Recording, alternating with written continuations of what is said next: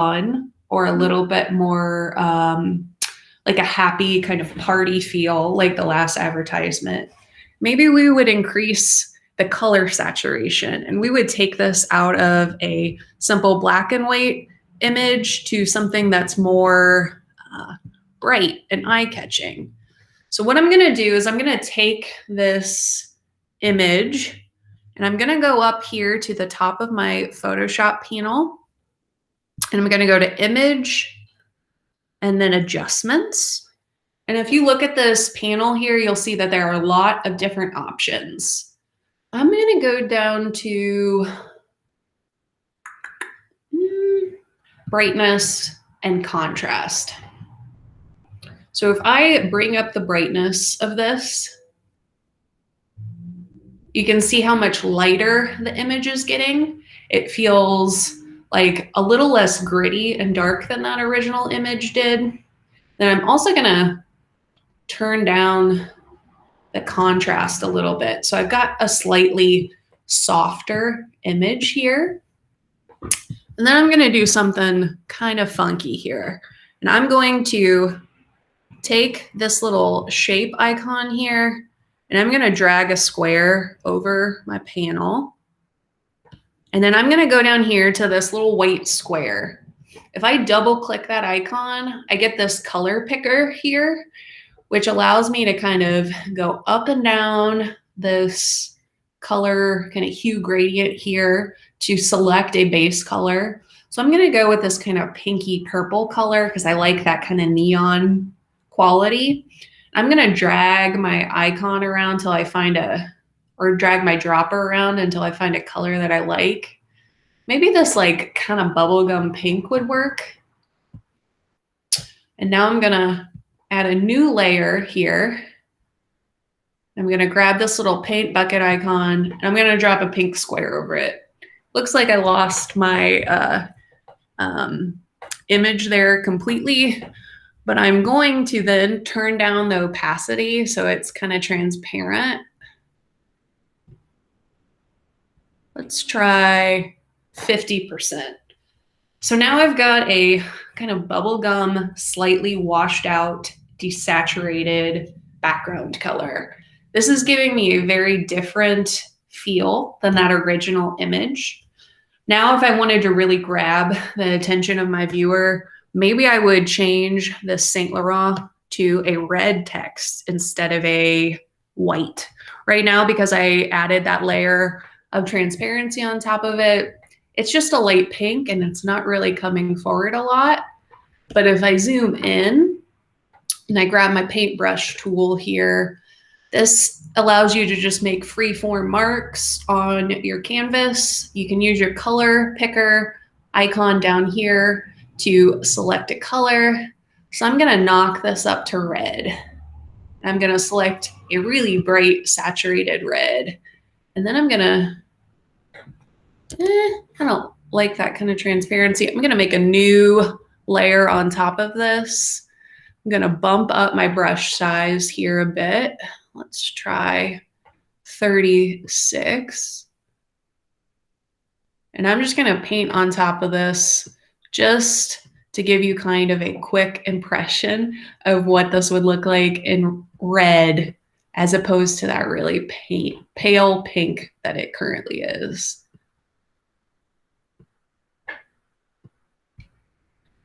So when we're thinking about kind of grabbing our viewers' attention, warm, bright colors like red and pink pop forward, cool, desaturated colors recede. So if I want this red to pop forward a lot, I need it to be brighter and warmer than the background image. So now I've kind of changed the feeling of that ad. I didn't change the placement of the model or the composition. I've just edited the background color to a pink and I've added a red text. So now it's got kind of a slight more warmth to it. It feels a little bit more fun, maybe like a party as opposed to something more serious and kind of gritty. Now let's kind of do the opposite and try to edit something that's already pretty warm and happy and make it feel less inviting. So if we go back to that original Frosted Flakes ad, it's got a really warm yellow background. The cereal's kind of naturally colored, and we've got some bright kind of warm oranges in the tigers.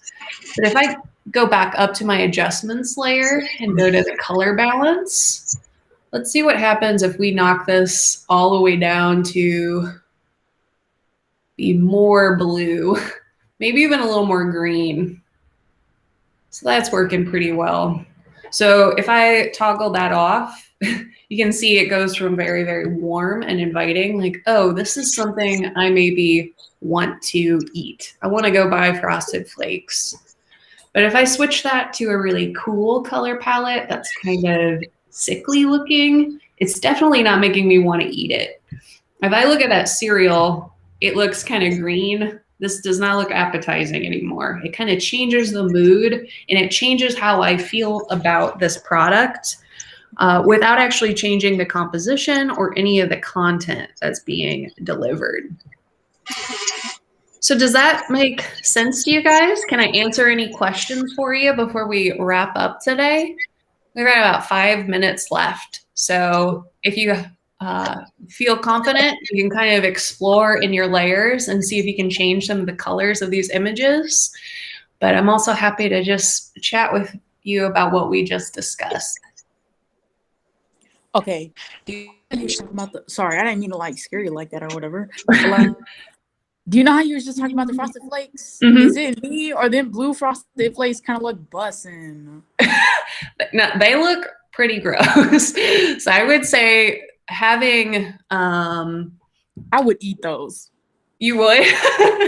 Okay, so that is kind of an interesting thing to think about, because if you think about like candy, so Sour Patch Kids or something like that, or even when I was in high school, I used to buy these like toxic sludge things from Aldi that were like green, and it seems appetizing to me then, but I think some of it's about context. So if it's something we know just from our own experience, like Frosted Flakes, I expect these to be tan and kind of creamy brown colored. For them to become pale blue kind of slightly throws me off of what I expect them to look like.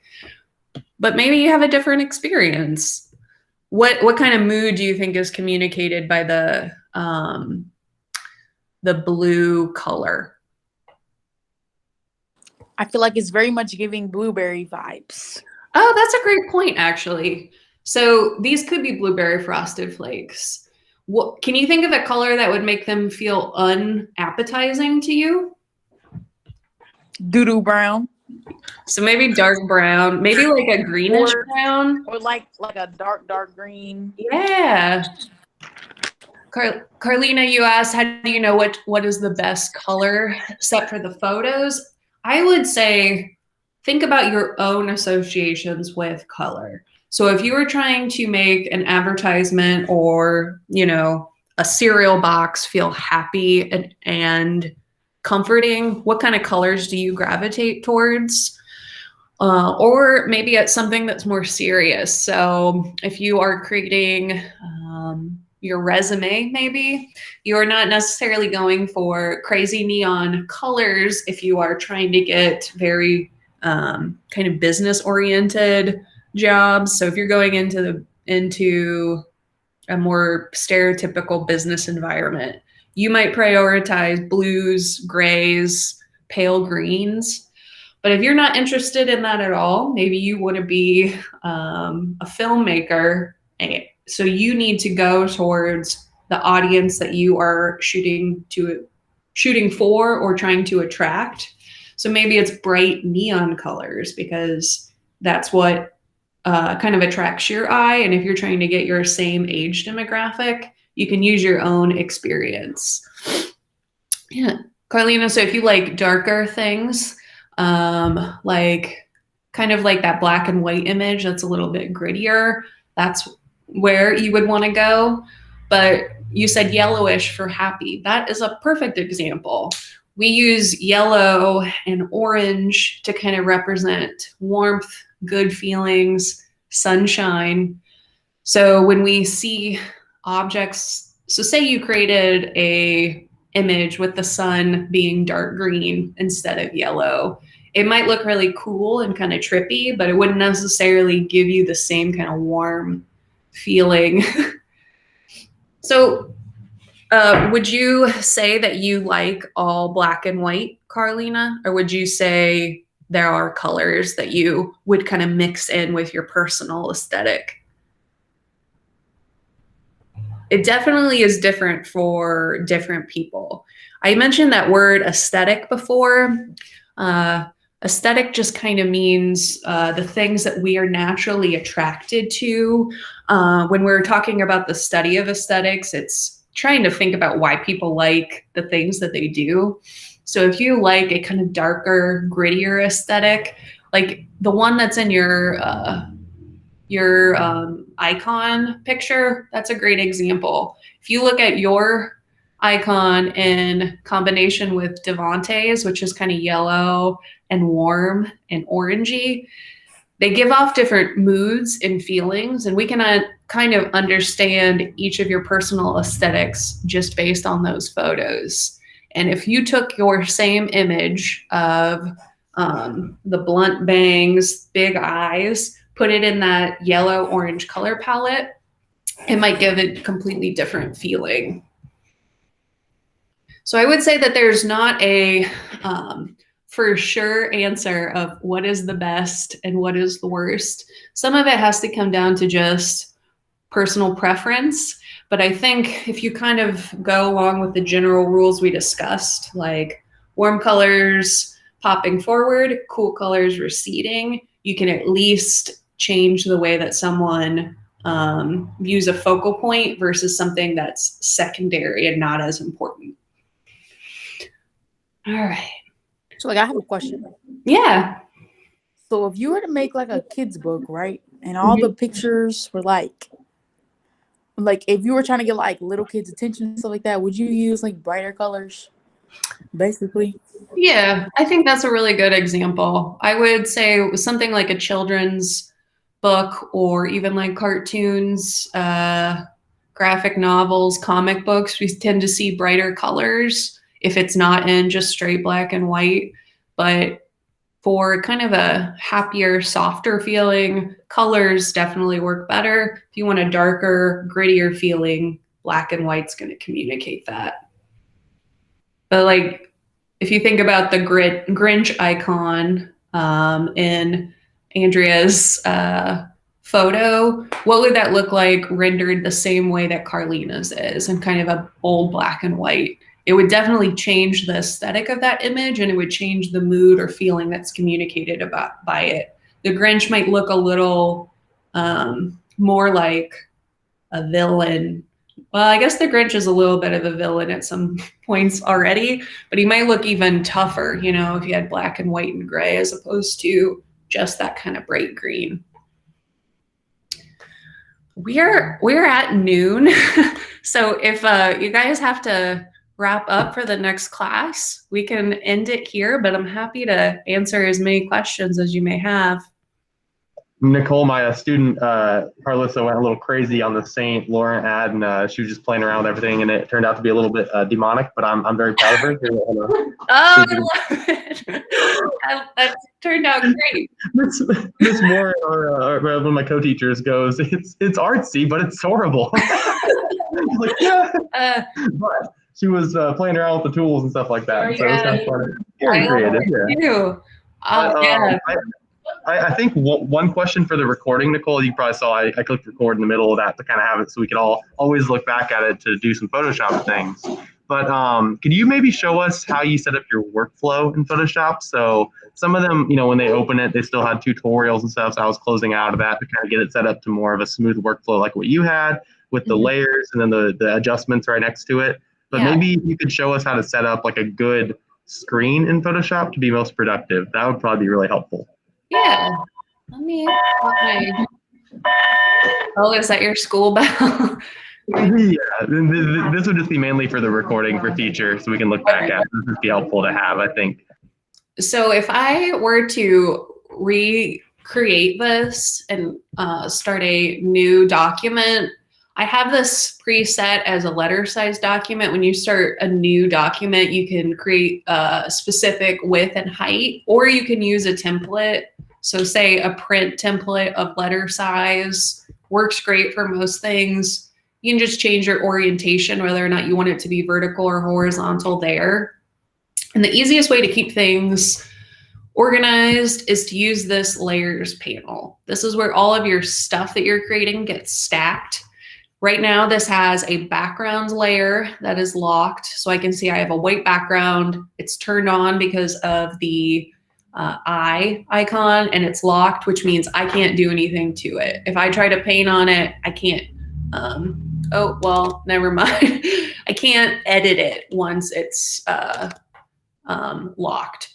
So to create a new layer, I go down to this icon at the bottom. It looks like a little plus sign in a square, and this creates a new layer. It automatically becomes a empty layer that you can rename. So if you want to create an example advertisement, I would rename your layers there. But just to show you, if you create a few layers, you can just click and drag them around. So usually as I'm working, I try to label all of my layers here to keep them organized. So maybe I'll call this my paint layer, this color background, something like that. And if I want to place an image in this, I can either drag it from my desktop, or I can place an image directly from the file menu, or I can open an image by going to File, Open. And if I go to the desktop and go to this folder, I can see all of my images that I included in the sample file I sent you. So if I open one of these guys here, it will open a new document with that image centered. So now I can just come over here and I can copy it. I can edit it, change it however I want, but I'm gonna just copy it, and I'm gonna go to my example advert layer and just paste it. Then I can resize it. I'm gonna drag it up to the top. I'm going to do an edit transform, which if you're using a MacBook, it's Command T. If you're using a Windows machine, it's probably Control T. And Photoshop goes ahead and constrains your proportions for you. So all you have to do is drag it, and it's gonna keep it the same aspect ratio. So I'm gonna drag this to fit. I'm gonna scoot it down with my arrow tools a bit. Then I'm gonna hit enter. So I've got my image there. Now, if I want to edit the colors like we were doing before, that is all done from the image panel up here in the adjustments. You can see you have a lot of different objects here, or a lot of different options. You can edit the brightness and the contrast. You can change the exposure, the hue and saturation, the color balance. So if I go to hue and saturation, you can see there's a little hue slider here. So if I drag this around, you can see how this changes the hue, which I actually kind of like this add in this kind of pink tone, but maybe if I change it to a blue, this fits more of the aesthetic. Maybe I don't want that Nike swoosh and spike to pop out as much. So maybe if I shift it down to a blue and desaturate it a bit, now I've got more of a kind of calmer, more chilled out kind of image. And then if I want to paint on top of that, I can go down to the plus sign to create a new layer, but I've already created this one called paint here. So that's when I can go in and use my drawing tools like the paintbrush and draw right on top of it.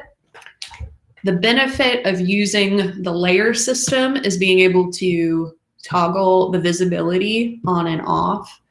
So that gives me the option to save it for later if I haven't decided if I want it.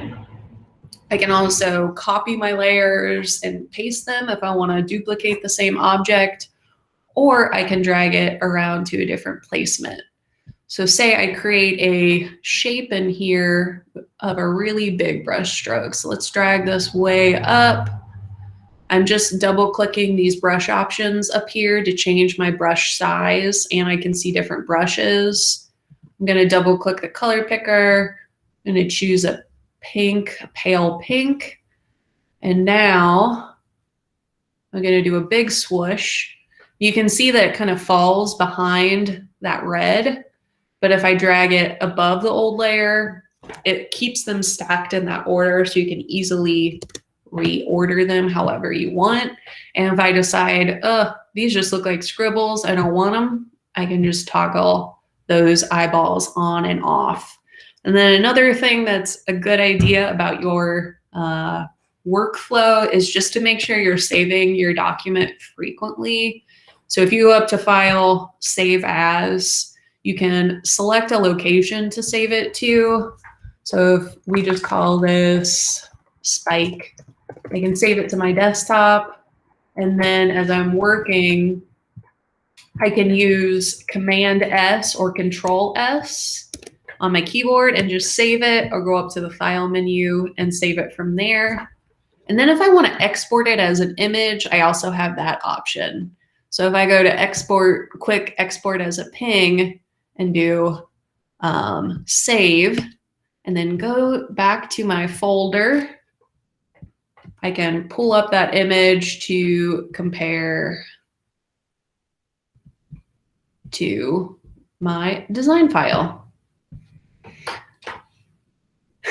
Can I answer any other questions, or did that kind of cover what you were looking for? Nicole, that was actually really helpful. Yeah, I think that covers a good amount of it. And thank you for reminding them to save too. That's been a big thing, getting Control S as much as possible. Yeah. And all of that. Yeah, the workflow has been one thing even for me with Photoshop that I still struggle with, because I usually edit on Lightroom, but I feel like Photoshop, you have a lot more freedom to like see actually the specific changes you're making, especially with layers. So I like that a lot. Yeah. And if they have, I'm not sure if they're using anything else other than Photoshop, but like Illustrator works the same way pretty much, just stacking all the layers or grouping the objects together. But yeah, well, I can stop sharing my screen if that's done for today. But thank you so much for having me. And let me know if there's anything else I can send you for the students to use. Yeah, if you have any more like sort of ads that would be fun for them to play with or anything, I think that's always good. I'm gonna have them. It was fun walking around, seeing them change the colors, and Carlissa has advanced even further with her ad that she was making, the spooky one. So yeah, I appreciate you doing this a whole lot. So yeah, it was good to meet you too. Well, I hope you guys have a good rest of your Friday, and hope you have fun with them. All right. Thank you so much, Nicole. You have a good one too. Bye. Okay, like Mr. Connor. Ooh, now we can party, guys. What's up, Drea? So, I forgot what I was going to say. Never mind. Bye. Bye, Drea. See you next Mr. Connor. week. See you Monday. What's up, Michael? I'm getting your messages. Yeah, I sent them all, but I think they're sending really slow. Oh yeah, it's okay. It's because it's through just like regular text messages probably, but they look good so far, so I'm happy. So they all work. Yeah, they got them. I got them all. Yeah, I got them all. I tried to pick them. I tried to pick like vibrant things. Yeah, good job with that. So if I you use want, my cologne. if you want to have fun with Photoshop, ooh, what kind of cologne is that? Apollo. I used to use. I had Apollo before. That's awesome. So what I would say is if you want to use Photoshop, and you can go to like open new, and you can open one of those pictures on your computer. So you could even send it to yourself through email, through Google Drive, and just like play with the editing. So if you want to like change the color and just make some change, and if you want to send that to me, that would be awesome. Just have fun with it. So Is it worth points? Is it worth point? I mean, you showing up today technically is worth the points because you were here and everything like that. And you did that, but I'd pop a few points of extra credit your way for this assignment if you showed me you using Photoshop in some way, one of these pictures. Okay, I'll do that probably after my next bill because I got to finish my essay. Okay. Yeah, and enjoy your lunch too. And yeah, thank you for coming and sending me these pictures. I appreciate you doing the assignment. Welcome. Have a good day. You too, Michael.